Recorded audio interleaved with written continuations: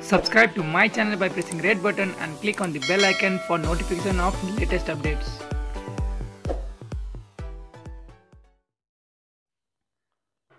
सत्तारूढ दल Nepal communist party नेकपाभित्र पछिल्लो समय सिर्जित राजनीतिक सङ्कटमा माझ शीर्ष नेताहरूबीच शक्ति हात पार्न तीव्र खिचातानी चलिरहेको छ। प्रधानमन्त्री तथा अध्यक्ष केपी शर्मा ओली अध्यादेश प्रकरणका कारण सत्ताबाट बाहिरिन बाध्य हुने अवस्थामा आइपुगेका छन्। त्यस्तै ओली अध्यक्ष पुष्पकमल दाहाल प्रचण्ड र वरिष्ठ नेता माधव कुमार नेपाल पछि आफ्नो हात माथिबाट पर्ने गरी समीकरण बदल्न प्रयासरत छन्। प्रचण्ड वा नेपाल पक्षलाई मनाएर प्रधानमन्त्री ओली आफू प्रधानमन्त्री कायम रहने कसरतमा छन्। नेता नेपालसँग भने ओलीसँग मिलेर पार्टी अध्यक्ष वा प्रचण्डसँग मिलेर प्रधानमन्त्री बन्ने दुवै विकल्प छन्। ओली प्रधानमन्त्रीबाट हटेको अवस्थामा विकल्पका रूपमा हेरिएका दुई पात्र हुन् प्रचण्ड र नेपाल। तर प्रचण्डको प्राथमिकता प्रधानमन्त्री होइन, पार्टीको शक्तिशाली अध्यक्ष बन्ने नै रहेको उनी निकट नेताहरू बताउँछन्। अध्यक्ष प्रचण्डले ठ्याक्कै भन्नुभएको छैन। प्रचण्ड निकट एक नेताले भने उहाँ अहिले नै अध्यक्ष हुनुहुन्छ र अझै शक्तिशाली अध्यक्ष रहने भन्ने देखिन्छ। प्रचण्डले आफ्नो निकट नेताहरूसँग माधव नेपालसहित गठबन्धनमा रहेका नेताहरूको सुझावको आधारमा अघि बढ्न तयार रहेको बताउने गरेका छन्। पार्टी अध्यक्ष वा प्रधानमन्त्रीको पद बाँडफाँड हुँदा उहाँको यो नै पद चाहियो भन्ने छैन। साथीहरूले जे निर्णय गर्नुहुन्छ त्यही नै लिन तयार छु भन्नुभएको छ। स्थायी समिति सदस्य मातृका यादवले भने आफूले एकता गरेको पार्टी अझै एकताबद्ध गर्ने चाहना उहाँको रहेको छ। हाल अध्यक्ष प्रचण्ड र नेता नेपाल विपक्षले अध्यक्ष ओलीमाथि स्थायी समिति बैठक बोलाउन दबाब दिइरहेको छ। मङ्गलबार सचिवालयको बैठक बस्दैछ। त्यसपछि स्थायी समिति बैठकको मिति तय हुन सक्छ। तर स्थायी समिति बैठक अघि नै भैँसी पार्टी गठबन्धनका नेताहरूबीच कसले के जिम्मेवारी लिने भन्नेबारे निर्णय गर्ने नेताहरूले बताएका छन्। ओलीले अध्यादेश ल्याएपछि उपाध्यक्ष वामदेव गौतमको भैँसी पार्टी स्थित घरमा नेकपा सचिवालयका बहुमत सदस्य भेला भएका थिए। स्थायी समितिको बैठकको मिति तय भएपछि प्रचण्ड नेपाल गठबन्धनमा रहेका नेताहरूले कसले के जिम्मेवारी लिने भन्नेबारे निर्णय हुन्छ। एक स्थायी समिति सदस्यले भने गठबन्धनभित्र पनि समझदारी बन्छ। नेता नेपाल झलनाथ खनाल र वामदेव गौतम बीचमा पनि सहमति हुन्छ। वैशाख 8 गते प्रधानमन्त्री ओलीले पार्टीभित्र छलफल नै नगरी दल विभाजनको व्यवस्था खुकुलो गर्ने गरी राजनैतिक दल सम्बन्धी र संवैधानिक परिषद सम्बन्धी अध्यादेश ल्याएका थिए। ओलीको यो कदम लगत्तै पार्टीभित्र असन्तुष्टि चुलिँदै गएको छ। वैशाख 11 गते उपाध्यक्ष गौतमको निवासमा भेला भएका सचिवालय सदस्यहरूले ओलीलाई अध्यादेश फिर्ता गर्न अल्टिमेटम दियो। सोही दिनदेखि सत्तारूढ दलभित्रको समीकरण चलायमान बनेको छ। अध्यादेश प्रकरणपछि बिग्रेको नेकपाभित्रको राजनीतिलाई समाधान गर्न स्थायी समितिको बैठक बोलाउनु पर्ने, सोही बैठकले दिएको म्यान्डेटको आधारमा पार्टी सञ्चालन गर्नुपर्ने प्रचण्ड नेपाल गठबन्धनको पहिलो शर्त छ। प्रचण्ड नेपाल नजिकिएसँगै प्रधानमन्त्री ओली थप दबावमा परेका छन्। प्रचण्ड नेपाल मिल्दा सचिवालयदेखि स्थायी र केन्द्रीय समिति हुँदै संसदीय दलमा समेत ओली अल्पमतमा छन्। वैशाख 13 गते बालुवाटारमा प्रधानमन्त्री ओली, अध्यक्ष प्रचण्ड, वरिष्ठ नेता नेपाल र उपाध्यक्ष वामदेव गौतमलाई बोलाएर छलफल गरेका थिए। सबैले स्थायी समितिको बैठक बोलाउन ओलीलाई सुझाव दिएका थिए। तर ओलीले स्थायी समितिको बैठक बोलाउन आनाकानी गरिरहेका छन्। उनी सकभर बैठक नराखी नेपाल प्रचण्ड गठबन्धन तोड्न लागि परेका छन्। त्यसैले उनले नेता नेपाललाई आफ्नो पक्षमा ल्याउने कसरत गरिरहेका छन्। सो काममा उनले आफू निकटका रक्षा मन्त्री ईश्वर पोखरेल, विष्णु पौडेल, प्रदेश नम्बर 5 का मुख्यमन्त्री शङ्कर पोखरेल, परराष्ट्र मन्त्री प्रदीप ग्यावालीलाई पनि सारेका छन्। सोमबार बिहान ओलीले नेता नेपाललाई बालुवाटारमा बोलाएर छलफल गरे, मिलेर जान आग्रह गरे। नेता नेपालले पनि ओलीलाई तत्काल स्थायी समितिको बैठक बोलाउन सुझाव दिए। त्यसपछि ओली र नेपाल समूहका नेताहरूबीच कोटेश्वरमा वार्ता भएको थियो। वार्तामा मङ्गलबार नै सचिवालय बैठक राख्ने र त्यसले स्थायी समितिको मिति तोक्ने तथा पार्टी कमिटीबाट उठेका विषयहरूलाई सम्बोधन गर्न दुवै पक्ष सहमत भएको नेताहरूको भनाइ छ। यता कोटेश्वरमा ओली नेपाल पक्षबीच छलफल भइरहँदा प्रचण्डले आफ्नै निवासमा पूर्व प्रधानमन्त्री झलनाथ खनाल र उपाध्यक्ष वामदेव गौतमलाई बोलाएर आगामी रणनीतिबारे छलफल गरेका छन्।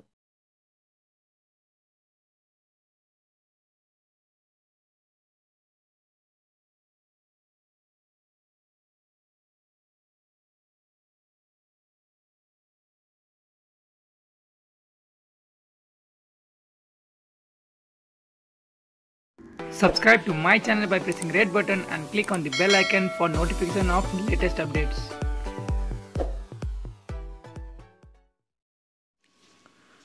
रेडियो नेपालले जनता समाजवादीका नेता डाक्टर बाबुराम भट्टराईसँग सोमबार लिएको अन्तर्वार्ता अनलाइनबाट हटाएको छ। प्रधानमन्त्री केपी शर्मा ओलीलाई लक्षित गर्दै पूर्व प्रधानमन्त्री बाबुराम भट्टराईले प्रयोग गरेको भाषा र विचारलाई रेडियो नेपालले हटाएको हो। सोमबार बिहान 36 बजे संवाद कार्यक्रममा अतिथिका रूपमा जनता समाजवादी पार्टीका नेता भट्टराईसँग रेडियो नेपालले लाइभ अन्तर्वार्ता लिएको थियो। उक्त कार्यक्रममा भट्टराईले बोलेका अभिव्यक्तिले आफूलाई दुखी तुल्याएको रेडियो नेपालका कार्यकारी निर्देशक सुरेश कुमार कार्कीले सोमबार जारी गरेको विज्ञप्तिमा उल्लेख गरिएको छ। समाचार महाशाखा प्रमुख डाक्टर नवराज लम्सालद्वारा सञ्चालित उक्त कार्यक्रममा पूर्व प्रधानमन्त्री बाबुराम भट्टराईलाई अतिथिका रूपमा निम्ताइएकोमा उहाँले सम्माननीय प्रधानमन्त्री केपी शर्मा ओलीज्यूप्रति लक्षित गरी प्रयोग गर्नुभएको भाषा र विचारले हामीलाई दुखी तुल्याएको छ, कार्कीले निकालेको विज्ञप्तिमा उल्लेख गरिएको छ। सो कार्यक्रम लाइभ प्रसारण भएकाले आवश्यक सम्पादन गर्न नसकेको हुँदा क्षमा मागेको पनि रेडियो नेपालले जनाएको छ।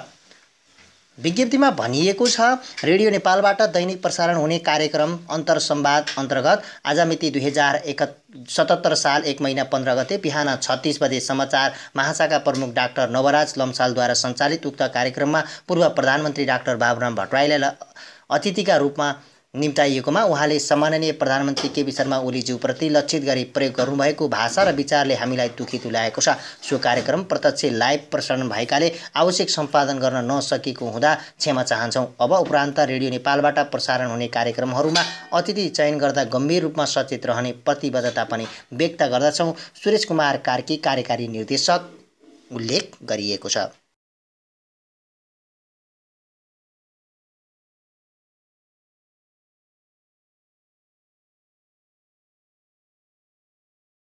Subscribe to my channel by pressing red button and click on the bell icon for notification of latest updates.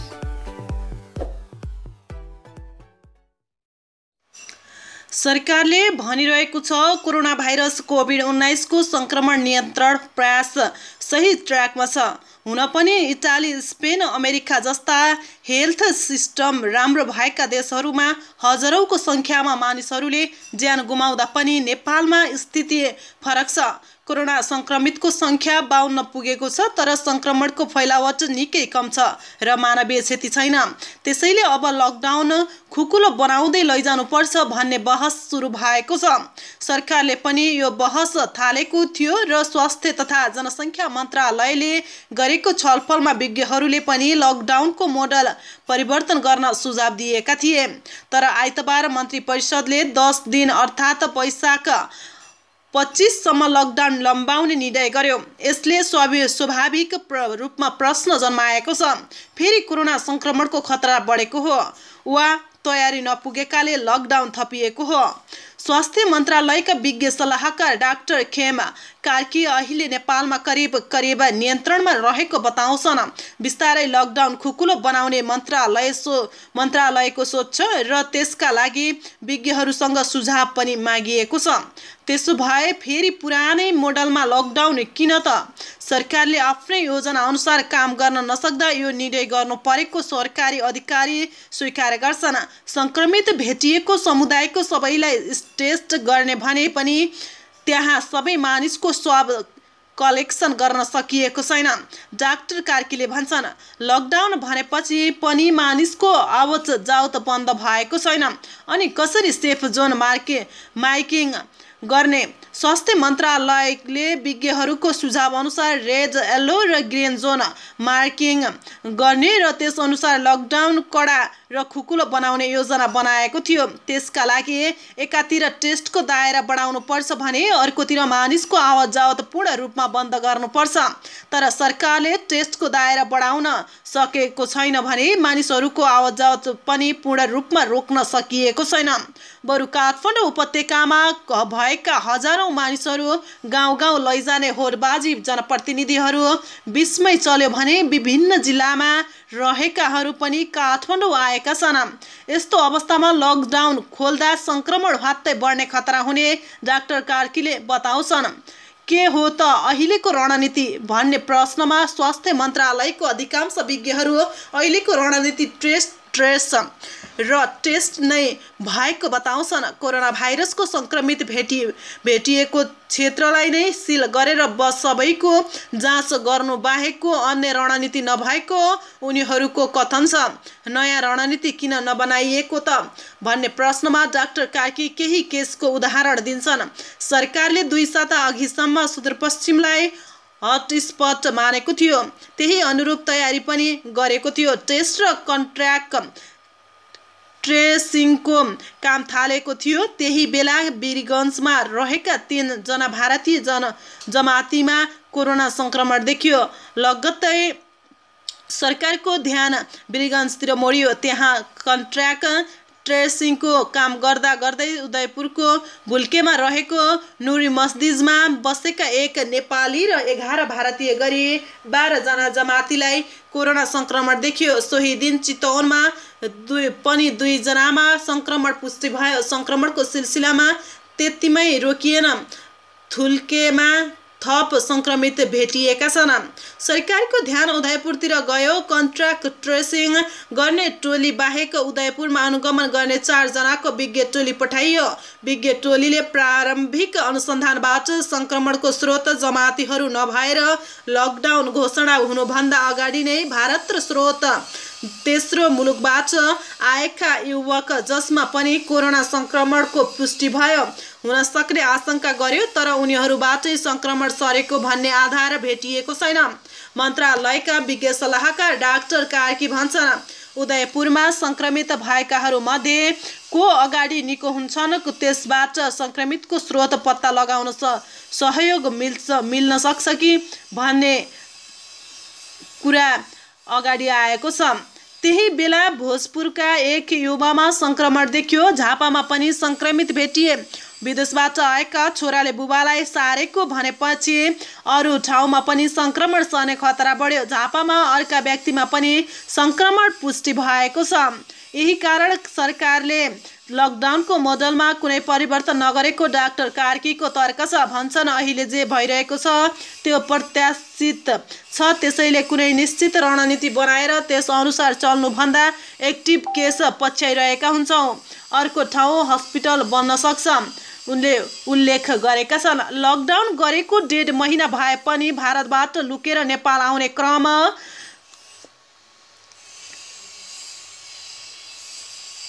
अझै रोकिएको छैन। काठमाडौँ उपत्यकाबाट विभिन्न गाउँ पुगेका मानिसहरूका कारण पनि सङ्क्रमण देखिने खतरा बढेको भन्दै डाक्टर कार्की भन्छन्, भुल्के जस्तै अरू कुनै ठाउँमा कोरोना अस्पताल बन्यो भने अनौठो नमाने हुन्छ। मन्त्रालयले यही साता मुस्लिम आयोगको सहयोगका काठमाडौँका विभिन्न मस्जिदमा बसेका 200 भन्दा बढी जमातीको कन्ट्याक्ट ट्रेसिङ पनि गरेको थियो। उनीहरूमध्ये 175 जनाको रिपोर्ट नेगेटिभ आएको छ भने अरूको रिपोर्ट आउन बाँकी नै छ। अधिकारीहरूका अनुसार लकडाउनकै समयमा 16 जना जमातीहरूको एउटा समूह लकडाउनको बाटो हुँदै काठमाडौँ आएको र महालक्ष्मी स्थानको एउटा मस्जिदमा बसेको पाइएको छ।